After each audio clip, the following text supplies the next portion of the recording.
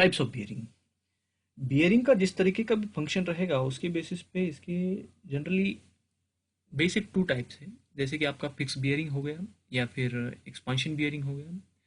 अगर fix bearing consideration में लेते हो तो फिक्स बियरिंग आपका अलाउ करता है रोटेशनल, यानी कि मोमेंट डेवलप नहीं होगा आपके जो भी बियरिंग पोजीशन रहेगा उस पे। मतलब आपका रोटेशन अलाउ कर रहा है वाइल एक्सपांशन। एंड आपका जो भी एक्सपांशन बियरिंग है वो बियरिंग आपका रोटेशन भी अलाउ करता है एंड ट्रांसलेशन भी अलाउ करता है। मतलब आपका एक फ्री पोजीशन, एक फ्री पॉइंट मिलेगा आपको मूवमेंट के लिए। ठीक है, इस तरीके का जो भी बियरिंग्स है, इन बियरिंग्स को आपको कंसिडरेशन में लेना है, आपको यूज करना है while executing your bridge structures. ठीक है, तो फिर ये मूवमेंट के कॉजेस क्या है वो भी तो आपको कंसिडरेशन में लेने पड़ेंगे। तो वो कैसे कंसिडर करना है? तो first is your creep in concrete. Creep in concrete का मतलब क्या है? The creep in concrete that is continuous load exposure condition जो भी है उसकी वजह से जो भी श्रिंकेज डेवलप, वो उसकी वजह से जो भी डिफ्लेक्शन डेवलप होगा, वो डिफ्लेक्शन या फिर श्रिंकेज रहे या फिर सेटलमेंट ऑफ एनी सपोर्ट रहे या फिर अपलिफ्टिंग फोर्सेस रहे, थर्मल फोर्सेस रहे, इन सभी की वजह से जो भी आपका स्ट्रेसेस डेवलप हो रहे हैं या फिर मूवमेंट डेवलप हो रही है, वो मूवमेंट को आपकी बियरिंग सस्टेन करती है। मूवमेंट की वजह से जो भी स्ट्रेसेस डेवलप हो रहे हैं वो स्ट्रेसेस को आपकी बियरिंग सस्टेन करती है।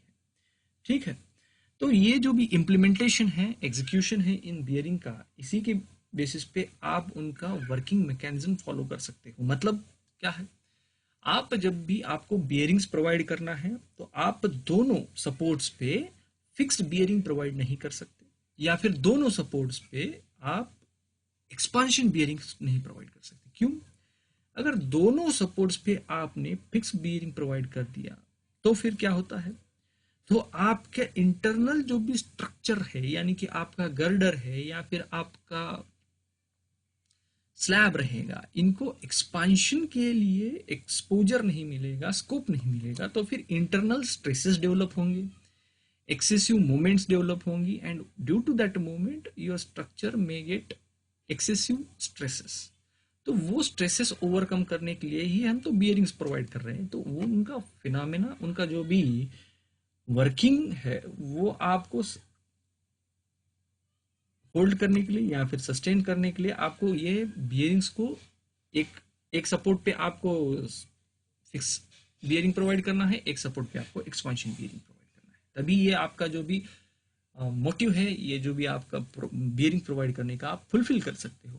Otherwise it may get develop internal stresses in the bearings. ठीक है, तो फिर ये स्ट्रेसेस डेवलप ना हो इसके लिए हमें क्या करना है? एक सपोर्ट पे फिक्स बियरिंग प्रोवाइड करना है, एक सपोर्ट पे आपको एक्सपांशन बियरिंग प्रोवाइड करना है, so that fix bearing holds the position of your bridge and expansion bearings allows the movement to your bridge structure, यानी कि आपका गर्डर रहे या फिर आपका स्लैब रहे, इनका जो भी थर्मल एक्सपांशन रहे या फिर due to shrinkage, settlement, uplifting forces, जो भी रहे, whatever may be the reason for expansion, whatever may be the reason for movement, वो जो भी रीजन रहे उसकी वजह से जो भी आपका मूवमेंट हो रहा है वो मूवमेंट के लिए स्कोप रहेगा टू योर स्ट्रक्चर। ठीक है, तो इसके टाइप्स क्या है? First is your rocker bearing. ये रॉकर बियरिंग आप अगर स्टडी करते हो तो इसके इसमें कुछ पॉइंट्स कंसिडर करने पड़ेंगे। तो वो पॉइंट्स क्या है? तो rocker bearings are suitable only for the straight steel bridges। यह रॉकर bearings आपके straight and steel bridges के लिए ही efficient है। This type of bearings consist of a pin to accommodate the large live load deflection as well as large vertical loads।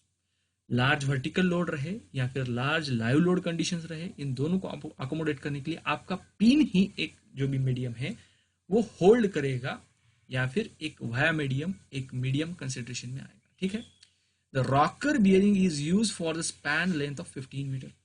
ये आपका generally 15 metre and ऊपर के जो भी स्पैन्स है इन सभी के लिए यूज होगा। It is made of steel and connected to the substructure through the steel plate.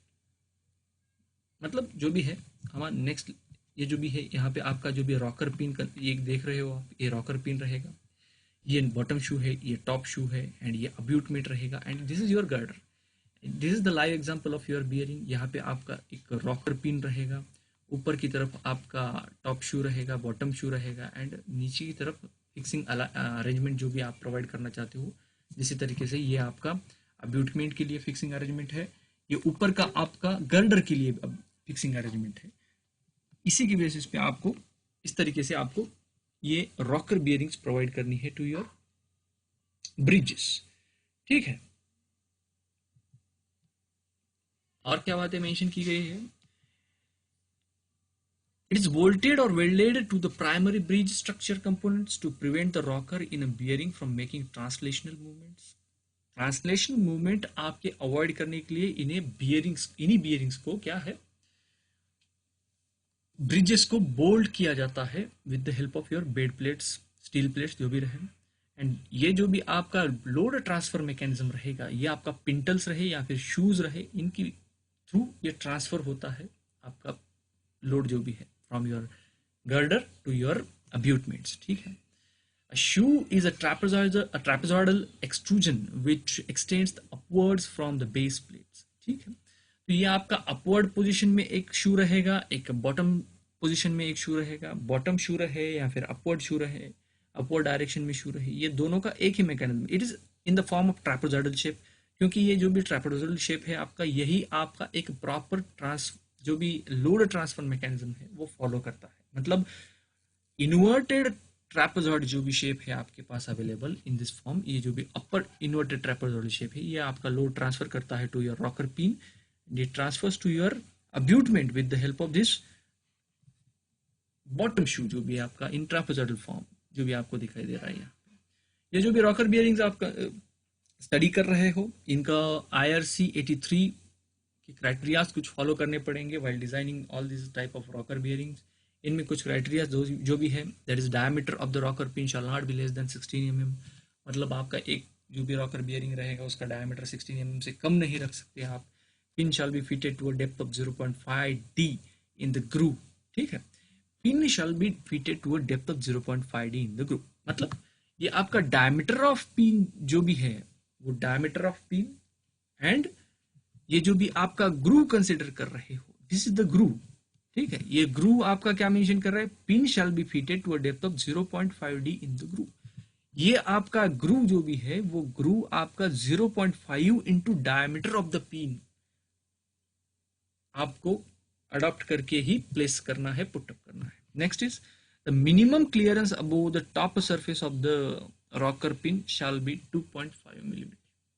Minimum clearance above the top surface of the rocker pin. Rocker pin आपके पास जो भी अवेलेबल है उसके ऊपर का जो भी मिनिमम क्लियरेंस रहेगा वो कम से कम आपका 2.5 तो रहना ही चाहिए मिलीमीटर में। उससे ज़्यादा आप प्रोवाइड उससे कम आप नहीं प्रोवाइड कर सकते, उससे ज़्यादा प्रोवाइड करना है तो कर सकते हो। मतलब क्लियरेंस आपका ज़्यादा रहना चाहिए, उससे इसमें वो बोल रहे हैं to get the rotational movement. ठीक है, next is your rocker and roller bearing. ये रॉकर एंड रोलर बियरिंग जो भी आप स्टडी करना चाहते हो, इसमें क्या है, in this type of bearing translational movement is facilitated by group और nest of rollers while rotational movement is achieved by the rocker pins। ठीक है, ये जो भी आप यहाँ पे पिक्चर में देख रहे हो, यहाँ पे this is your rocker and these are your rollers। ठीक है, this is the roller nest whatever we need to provide, this is the rocker pin. ये रॉकर पिन आपका रोटेशनल मूवमेंट अलाउ करेगा, एंड ये आपके roller nest जो भी है आपका ट्रांसलेशनल मूवमेंट अलाउ करेगा। ठीक है, तो ये ट्रांसलेशनल मूवमेंट अलाउ करता है, ये रोटेशनल मूवमेंट अलाउ करता है। इन्हीं की बेसिस पे आपका roller bearing, rocker and roller bearing आप क्या बोल सकते हो, फिक्स्ड टाइप ऑफ जो भी है आपका expansion type of bearing consider कर सकते हो। ठीक है, तो roller bearing are intended for spans of moderate length, ये आपका मॉडरेट लेंथ के लिए ही कंसिडरेशन में आता है, या फिर पुटअप कर सकते हो।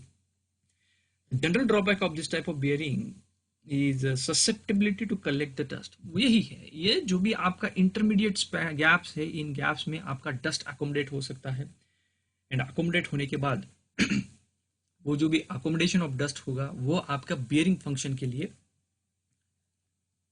हैम्पर, बियरिंग फंक्शन हैम्पर करेगा, ठीक है। This may lead to freezing of the bearing, in which case the rollers cause, that is the thing जो भी है आपका उसका मूवमेंट जो भी है, मूवमेंट सीज हो सकता है due to your dust effect, ठीक है।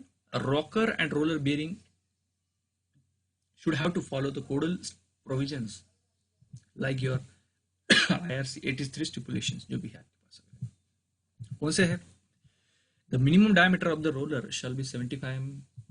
ये जो भी आपका रोलर अवेलेबल है यहाँ पे, these rollers shall be of minimum 75 mm diameter।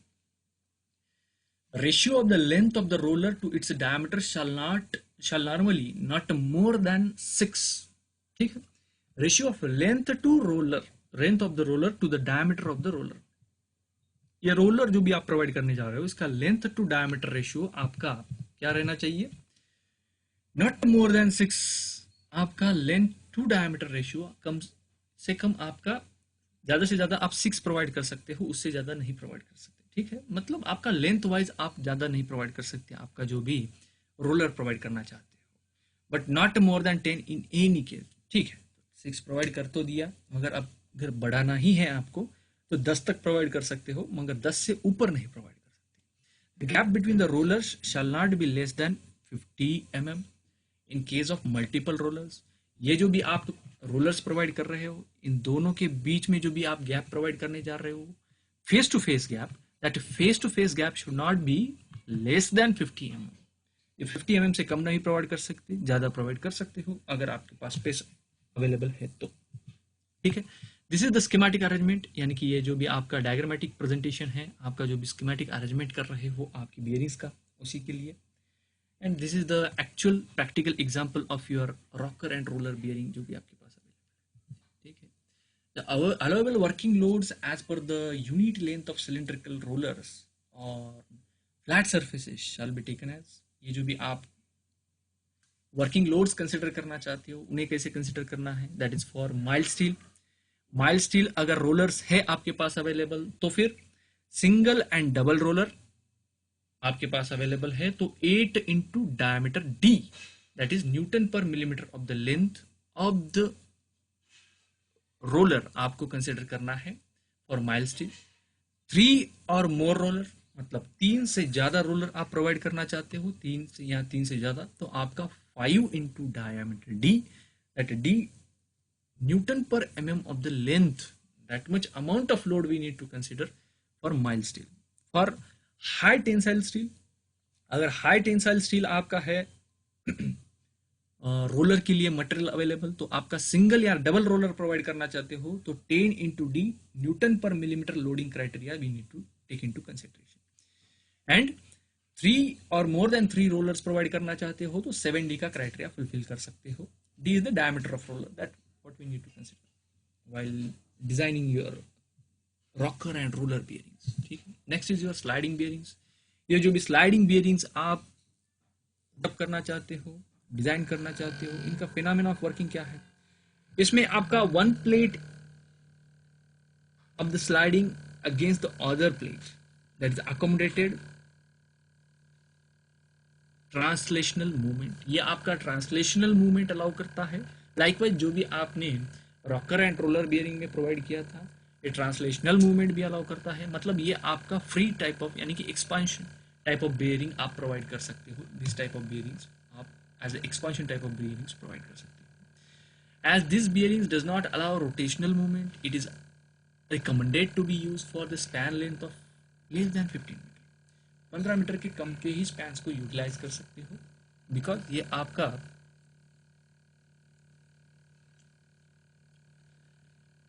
Rotational movement allow नहीं करता है, उसी की वजह से, ठीक है। Sliding bearing can be fabricated out of the steel, although other material such as Teflon, bronze also can be used. मतलब आपका जो भी टेफ्लॉन मटेरियल यूज कर सकते हो, ब्रांज यूज कर सकते हो, या फिर स्टील भी यूज कर सकते हो। Teflon and bronze materials generally use किया जाता है क्योंकि इनका जो भी फ्रिक्शनल कोएफिशिएंट रहेगा वो कम रहेगा as compare to that of steel.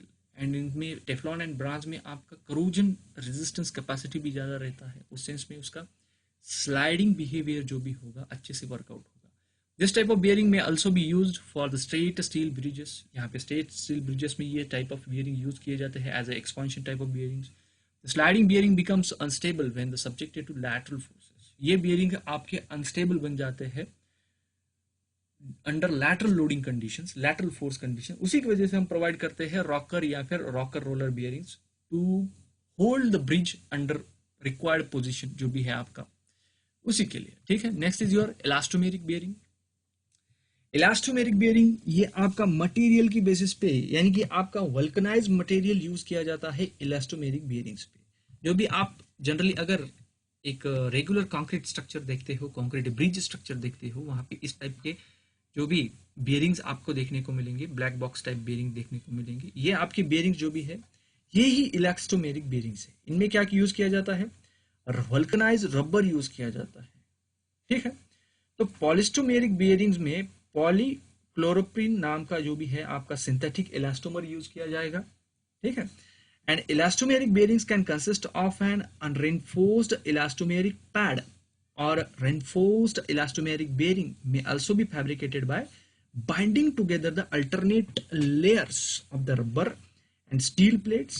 And the speciality of this bearings is that it takes the direct compressive load. ये direct compressive load लेगा, shear forces लेगा, and movements को भी tackle करेगा by undergoing the appropriate deformation whatever may be taken into account. ठीक है, The movement of the elastomeric bearings are as shown in the figure। जो भी आपका इस फिगर में दिख रहा है, इस तरीके के मूवमेंट्स आपको इलास्टोमेरिक बियरिंग्स में देखने को मिलते हैं। कैसे, shear strain डेवलप होगा under compressive condition, shear strain develop होगा shear फोर्स कंडीशन, मूवमेंट की अंडर मूवमेंट कंडीशन जो भी मूवमेंट डेवलप हो रहा है, यानी कि ड्यू टू रोटेशनल मूवमेंट जो भी आपका डेवलप हो रहा है, उसकी वजह से जो भी shear strain डेवलप होगा वो भी आपका सस्टेन करेगा इलास्टोमेरिक बियरिंग। ठीक है, तो such type of bearings we need to study, we need to take into account while placing as elastomeric bearing. इनका जो भी फिनोमेना है उन्हीं को आपको कंसिडरेशन में लेना है। ठीक है, this type of bearings are relatively in a new invention जो भी है आपको। And advantages of elastomeric bearings are as follows. ये आपके क्या है advantages, they have no moving part therefore they are required no maintenance। इसमें कुछ मूविंग पार्ट नहीं है तो इसको मेंटेनेंस की जरूरत नहीं है। The height of the bearing is less, it calls for a lower headroom, hence effective reduction in the cost of approaches. मतलब अगर ये बियरिंग आपका हाइट कम कर देता है तो यहां से आपका अब्यूटमेंट से, यानी कि आपका जो भी पियर कैप रहेगा, पियर कैप के टॉप से आपका अप्रोच जो भी रहेगा वो अप्रोच हाइट आपको कम लेना पड़ेगा, यानी कि आपका स्लोप जो भी है वो स्लोप कम लेना पड़ेगा। उसी की वजह से आपका जो भी इफेक्टिव कॉस्ट रिडक्शन होगा आपका अप्रोचेस में। ठीक है, in the event of crack और split in the bearings it can be easily assessed and replaced with new one. मतलब आपके पास कुछ भी मैकेनिकल अरेंजमेंट अवेलेबल नहीं है इसमें कुछ, जिससे कि आपने स्लाइडिंग बियरिंग्स में देखा था या फिर rocker bearings, rocker pin bearings में देखा था या फिर रॉकर रोलर बियरिंग्स में देखा था। इन सभी बियरिंग में मैकेनिकल अरेंजमेंट्स अवेलेबल है, मगर इस टाइप ऑफ बियरिंग में आपके पास जो भी मटेरियल है, रेनफोर्स्ड मटेरियल अवेलेबल है, रेनफोर्स्ड रबर मटेरियल अवेलेबल है, यही आपका होल्ड करने जा रहा है सभी टाइप के मूवमेंट्स, सभी टाइप के शेयर फोर्सेस, सभी टाइप के कंप्रेसिव फोर्सेस जो भी है। ठीक है, तो इस टाइप का इलास्टोमेरिक बियरिंग्स को ही हमें क्या करना है, यूज करना है under various sustainable load criteria जो भी है। And elastomeric bearing should satisfy the following conditions as per IRC 83 part 2 code. आपका पार्ट 2 IRC 83 पार्ट 2 को आप अगर कंसिडरेशन में लेते हो तो आपका इलास्टोमेरिक बेयरिंग्स को आप यूटिलाइज कर सकते हो। ठीक है, that is hardness should be 60 ±5 degree. आपका hardness of the rubber, that is international rubber hardness scale की बेसिस पे आपका हार्डनेस 60 ± मतलब 55 से लेकर 65 तक आपका हार्डनेस ऑफ द रबर हो सकता है। Minimum tensile strength should be 17 megapascal. आपका जो भी मटेरियल, आपके पास जो भी रबर के लिए आप रेनफोर्समेंट प्रोवाइड कर रहे हो, उसका टेंसाइल स्ट्रेंथ, आपके मटेरियल का, रबर मटेरियल का टेंसाइल स्ट्रेंथ 17 मेगापास्कल कम से कम होना चाहिए. Minimum elongation at the break shall be 400%. 400% तक आपका मटेरियल यानी कि रबर गैल्वेनाइज, आपका सॉरी गैल्वेनाइज नहीं, आपका वल्कनाइज मटेरियल जो भी है रबर मटेरियल, वो आपका इलांगेट होना चाहिए अंडर ब्रेकिंग फोर्सेस कंडीशन. ठीक है. shear modulus of the elastomer shall be in the range from 0.8 megapascal to 1.2 megapascal. shear modulus आपका 0.8 से लेके 1.2 megapascal तक होना चाहिए. adhesion strength of the elastomer to steel plate shall not be less than 7 kilonewton per meter. आपका reinforcing plate रहे या फिर आपका बियरिंग प्लेट रहे, जो भी रहे, इनमें अधेजन कम से कम 7 किलो न्यूटन पर मीटर तक होना चाहिए. उससे ऊपर, उससे कम नहीं रख सकते आप, कम से कम इतना तो होना ही चाहिए. ठीक है. इसके कुछ डिजाइन फिलोसॉफीज को कंसिडरेशन में लेना पड़ेगा while studying your elastomeric bearings. इनमें क्या है? Plan dimensions. The preferred plan dimensions of the elastomeric bearings are given in the table number this 14 below. However, interpolation of the plan dimensions can be made if the situation warrants. मतलब ये जो भी आपका size index आप utilise कर रहे हो, width and length आपको यूटिलाइज करना है bye referring your IRC 83 1987 part 2. ठीक है. विड्थ अगर 160 रहता है, लेंथ 250 पुटअप करना पड़ेगा depending upon the various size index conditions जो भी आपके पास अवेलेबल है. Next is your vertical axial stiffness. Vertical axial stiffness क्या है? Of the elastomer is represented by shape factor. The shape factor S of the elastomer is given by the ratio. ये आपका जो भी रेशियो अवेलेबल है, loaded surface area मतलब plan area जो भी आप प्रोवाइड करने जा रहे हो, विड्थ टू लेंथ जो भी आपने प्लान एरिया प्रोवाइड कर दिया, divided by surface area for free to bulge. जो भी आपके पास लैटरली सरफेस एरिया अवेलेबल है फ्री टू बल्ज, उससे आप अगर डिवाइड कर देते हो, you will get the S, that is the shape factor. AB, A हो सकता है आपका विड्थ हो, B हो सकता है आपका लेंथ हो, यानी कि A into B divided by 2 into thickness of the pad into A plus B. That is the total आपका जो भी बल्जिंग इफेक्ट आप जो भी प्रोवाइड करना जा रहे हो, यानी कि शेप फैक्टर जो भी प्रोवाइड करने जा रहे हो, उस शेप फैक्टर को आपको क्या करना है? स्टडी करना है, यूटिलाइज करना है जब भी आपका वर्टिकल एक्सियल स्टिफनेस कंसिडर करते हो. ठीक है. Next is your thickness. Thickness किस तरीके से कंसिडर करना है? Thickness of the bearings is governed bye it's shear movement. Thickness यानी कि आपका जो भी थिकनेस ऑफ द प्लेट है, थिकनेस ऑफ द बियरिंग, ये जो भी डेप्थ आप कंसिडर कर रहे हो, ये डेप्थ आपका क्या रहेगा? ये शियर मूवमेंट की बेसिस पे गवर्न करने जा रहे हो. ठीक है. If U is the translational shear deformation, ये आपका जो भी U ट्रांसलेशनल शियर डिफॉर्मेशन आप अगर कंसिडर करते हो, जो भी यहां पे आप देख सकते हो, ये आपका ट्रांसलेशनल शियर मूवमेंट आपने देख लिया यहां पे. ठीक है. And T is the thickness. In that case U is equal to T into tan phi. वो tan phi जो भी आपको कंसिडर करना है, that is the angle of shear आपको कंसिडरेशन में लेना है. That of tan phi is equals to HC plus HS divided by G into A. That is the HC क्या है? Sustained horizontal load in Newton. HS is the sustained dynamic horizontal load in Newton. G is the modulus of rigidity in Newton per mm square for your material, whatever you are utilizing as a elastomeric bearing. ठीक है. The value of U should not be less than 0.7 into T. आपका U का value 0.7 into T से कम नहीं होना चाहिए. ठीक है. And the T is greater than 1.43 into U. That means आपका थिकनेस ऑफ द प्लेट यानी कि आपका इलास्टोमियर जो भी प्रोवाइड करने जा रहे हो, वो आपका T should be greater than 1.43 into U. U क्या है आपके पास available? That is the transverse यानी कि ट्रांसलेशनल शियर डिफॉर्मेशन आप जो भी प्रोवाइड करने जा रहे हो या फिर फ्रीली अलाउ कर रहे हो आपकी बियरिंग्स को, वही that you we need to consider. ठीक है. Next is your average compressive stress. That average compressive stress क्या है आपके पास अवेलेबल? सिग्मा m की बेसिस पे, यानी कि sigma m that is average compressive stress. कैसे यूटिलाइज करना है, कैलकुलेट करना है? That is if P is the total vertical load in Newton and AE is the effective plan area excluding the shear deformation in millimeter square. ये जो भी आपका share deformation में आप एक्सक्लूड, आपके पास जो भी अवेलेबल है you, that u amount of deformation we need to exclude from your dimension, that a minus u divided by b, that ae we take into consideration, and p, that is the load, that is the vertical load, we take into consideration while calculating the compressive stress. ठीक है, the average stress calculated should be less than 2 into g into s. ठीक है, 2 into g into s.